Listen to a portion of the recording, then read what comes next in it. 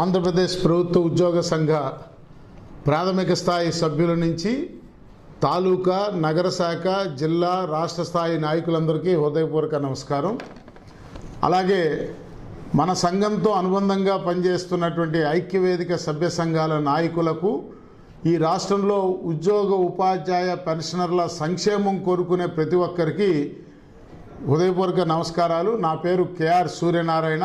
నేను ఆంధ్రప్రదేశ్ ప్రభుత్వ ఉద్యోగుల సంఘ రాష్ట్ర అధ్యక్షుడిని. ఈరోజు 2 జూన్, ఈ తేదీ నా జీవితంలో మర్చిపోలేని ఒక తేదీగా ఉండి 2 నిమిషాలు మీ అందరితో నా మనోభావాల్ని పంచుకోవాలని ఈ 4 మాటలు చెప్పడానికి మేము ముందుకు వచ్చాను. ఒకటి, 2 జూన్ అనే తేదీకి మన ఆంధ్రప్రదేశ్ రాష్ట్రానికి ఒక సంబంధం ఉన్నది. మన రాష్ట్ర విభజన చట్టం పార్లమెంటు ఆమోదించిన తర్వాత అపాయింటెడ్ డేగా 2 రాష్ట్రాలకి, తెలంగాణ, ఆంధ్రప్రదేశ్ రాష్ట్రాల అపాయింటెడ్ డేగా 2 జూన్ ఉన్నటువంటి విషయం మీ అందరికీ తెలుసు. అంటే ఒక రాష్ట్ర విభజన జరిగి, సమైక్య రాష్ట్రం విభజన జరిగి, కట్టుబట్టలతో, ఆదాయం తక్కువ, అప్పులు ఎక్కువతో పంపకాలు జరిగి రాష్ట్ర విభజన జరిగి మనందరం కూడా ఆంధ్ర ప్రాంతం ప్రజలందరం ఇక్కడికి రావడం జరిగింది, రాజధానిని వదిలిపెట్టుకొని. అదే రకంగా ఈ రాష్ట్రంలో ఉద్యోగ, ఉపాధ్యాయ, పెన్షనర్ సంఘాల వ్యవస్థలో ఒక దురదృష్టకరమైన రోజు కూడా ఈ 2 జూన్ అనేటువంటి విషయాన్ని సందర్భంగా మీ అందరికీ గుర్తు చేయదలుచుకున్నాం.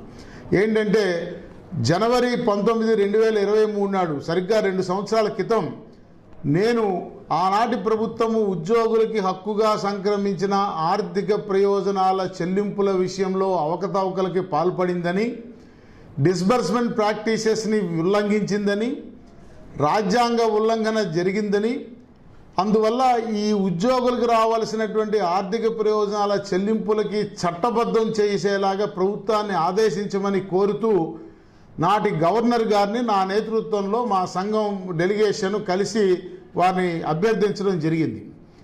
దాన్ని రాజ్యాంగ బద్ధుడైనటువంటి, రాజ్యాంగ స్థానంలో ఉన్నటువంటి గవర్నర్ని కలవటాన్ని నాటి ప్రభుత్వం తీవ్రమైన నేరంగా పరిగణించి నన్ను, నా నేతృత్వంలో ఉన్నటువంటి ఉద్యోగ సంఘాల వ్యవస్థని, నా సహచర నాయకులను మరి వేటాడి వేధించినటువంటి విషయం మీ అందరికి కూడా తెలుసు. అలాగే నా నేతృత్వంలో ఉన్న 2 సంఘాల గుర్తింపును ఉపసంహరిస్తామని చెప్పి కూడా ప్రభుత్వం షోకాజ్ నోటీసులు ఇవ్వటం, వాటన్నిటినీ తట్టుకొని హైకోర్టు, రాజ్యాంగం మీద నమ్మకం, గౌరవంతో రాష్ట్ర హైకోర్టుని ఆశ్రయించి మేము తగిన రక్షణ పొందిన సంగతి కూడా మీకు తెలుసు. ఇక ఎప్పుడైతే ఆ రకంగా నా నేతృత్వంలో ఉన్న సంఘాల వ్యవస్థని నియంత్రించలేకపోయినారో, ప్రభుత్వం దుర్మార్గంగా పోలీసులను అడ్డం పెట్టుకుని నా మీద ఒక తప్పుడు కేసు బనాయించి నన్ను అరెస్ట్ చేసి చంపేయాలని చూసిన విషయం కూడా మీ అందరికి కూడా తెలుసు. దానిలో భాగంగా నన్ను, నా శ్రీమతిని, నా కుటుంబాన్ని, నాడు 23 సంవత్సరాల నా కూతురిని వేధించి, ఆఖరికి 90 ఏళ్ల నా మామగారిని హైదరాబాద్లో అనామత్తుగా, ఎటువంటి చట్టబద్ధమైన అనుమతి లేకుండా వారి ఇంటికి వెళ్ళి ఒక అరాచకాన్ని సృష్టించినటువంటి విషయం కూడా ఈ సందర్భంగా మీకు మనవి చేస్తూ ఉన్నాం. అలాగే నా ఇంటి మీద సెర్చెస్ పేరు మీద నా భార్య మెడలో, ఒక హైందవ బ్రాహ్మణ స్త్రీ మెడలో ఉన్నటువంటి నల్లపూసల గొలుసును కూడా నాటి పోలీసులు తీయించినటువంటి దారుణాన్ని కూడా ఒకసారి గుర్తు చేసుకుంటా ఉన్నాం. సో ఆ పరిస్థితుల్లో ఏం చేయాలో అర్థం కాక, దొరికితే చంపేస్తారనేటువంటి పరిస్థితుల్లో నాడు సహచరులుగా ఉన్నటువంటి వాళ్ళు వెన్నుపోటుదారులుగా మారతారని ఊహించలేక, వారు చేసిన సూచన మేరకు నేను అజ్ఞాతంలోకి వెళ్ళవలసి వచ్చింది. ఆనాడు నన్ను ప్రస్తుత ముఖ్యమంత్రి గారు నారా చంద్రబాబు నాయుడు గారు కాపాడు ఉండకపోతే నేను ఫిజికల్గా మరలా మీ ముందుకు వచ్చి ఉండేవాడిని కాదేమో అనేటువంటి విషయాన్ని కూడా ఈ సందర్భంగా తెలియజేస్తా ఉన్నాం. సో ఇంతకీ ఈ విషయాన్ని ఈరోజు ఎందుకు గుర్తు చేస్తున్నాను మరలా అంటే, సరిగ్గా 2 జూన్, సరిగ్గా 2 సంవత్సరాల క్రితం ఇదే రోజు, ఇదే సమయానికి నేను విజయవాడ నుంచి అజ్ఞాతంలోకి వెళ్ళాను అనేటువంటి విషయాన్ని ఒకసారి గుర్తు చేసుకుంటూ, ఆ సందర్భం, ఎప్పుడైతే ప్రభుత్వం నన్ను వెంటాడిందో, మనసులో అభిమానం ఉన్నప్పటికీ భయానికి లోనయ్యి రాష్ట్రంలో ఉద్యోగ సంఘాల వ్యవస్థ, ఉద్యోగస్తులు, మన సంఘ సభ్యులు, సహచర నాయకులు ఎవరు కూడా అండగా నిలబడడానికి ముందుకు రాలేదు. సరే, ఇక ప్రత్యర్థి సంఘాలు అయితే నాతో పోటీ పడలేనటువంటి వారందరూ కూడా ఇదే సందర్భాన్ని అవకాశంగా తీసుకుని నన్ను అరెస్ట్ చేయాలి, డిస్మిస్ చేయాలంటూ కూడా పత్రికా ప్రకటనలు చేస్తూ నాటి ప్రభుత్వాన్ని కోరినటువంటి విషయం కూడా ఈ సందర్భంగా నేను గుర్తు చేస్తూ ఉన్నా. సో తద్వారా తదనంతరం జరిగిన పరిణామాలను మీరు ఒక్కసారి విశ్లేషించుకున్నట్టయితే ఈ రాష్ట్రంలో ఉద్యోగ సంఘ నాయకులు ఎవరు ధైర్యంగా ముందుకొచ్చి ఉద్యోగుల ప్రయోజనాల కోసం మాట్లాడే పరిస్థితి నాటి నుంచి నేటి వరకు కనబడటం లేదు.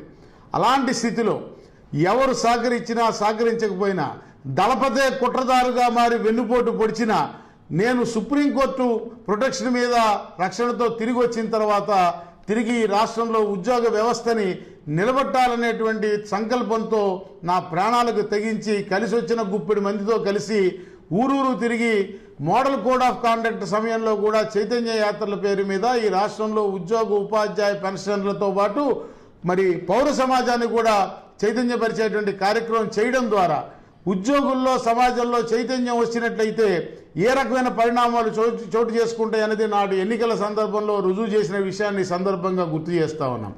ఎప్పటికైనా చైతన్యవంతమైన సమాజం మాత్రమే పురోగమిస్తుందనే దాన్ని మనం నమ్మి తీరవలసిన అవసరం ఉన్నదనే విషయాన్ని తెలియజేస్తూ నాడు బహిరంగంగా నాకు అండగా రాలేకపోయినా నిజంగా మీరు నాడు నా కోసం ఆత్రం పడి ఉంటే మీ మనసులో నా కోసం చోటు ఉండుంటే నేను బాగుండాలని మీరు కోరుకున్నట్టయితే ఈ రాష్ట్రంలో తిరిగి ఉద్యోగ సంఘాల వ్యవస్థ పునఃప్రతిష్ఠ జరగాలి, ఉద్యోగుల యొక్క న్యాయమైన హక్కుల్ని సాధించుకోవాలని కోరిక సంకల్పం మీకు ఉన్నట్టయితే రేపు 5వ తారీఖు నాడు నా నేతృత్వంలోని ఆంధ్రప్రదేశ్ ప్రభుత్వ ఉద్యోగుల సంఘం రాష్ట్ర కార్యవర్గ నిర్ణయం ప్రకారం తలపెట్టినటువంటి రాష్ట్ర కౌన్సిల్ సమావేశానికి మీరందరూ పెద్ద ఎత్తున హాజరయ్యి మీ అందరికీ నా మీద ఉన్న అభిమానాన్ని చాటడంతో పాటు మీ ప్రెజెన్స్ ఆ సందర్భంగా మీరు అక్కడ పాల్గొనడం ద్వారా నాకు ఎక్కడ లేని శక్తిని బలాన్ని ఇవ్వడం ద్వారా తిరిగి మరల ఈ రాష్ట్రంలో ఉద్యోగుల సమస్యల పరిష్కారానికి మనం మార్గం చూపుదామని మీ అందరినీ అభ్యర్థిస్తూ ఉన్నాం.